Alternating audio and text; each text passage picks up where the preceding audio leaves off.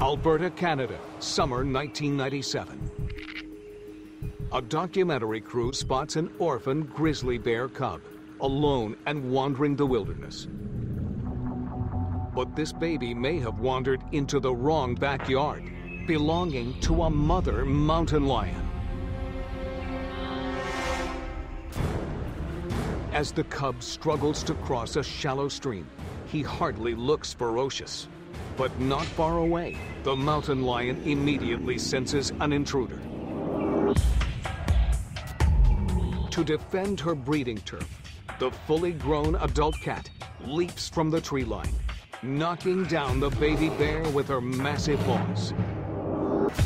This fight club could be over before it starts.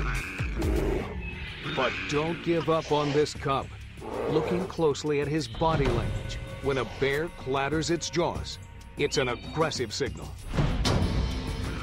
The two beasts exchange a fury of blows. Astonishingly, the adult mountain lion has seen enough moxie from this so-called baby underdog. The big cat carefully retreats, and the courageous cub escapes back into the wild with newfound confidence, ready to take on his next odds-defying fight club.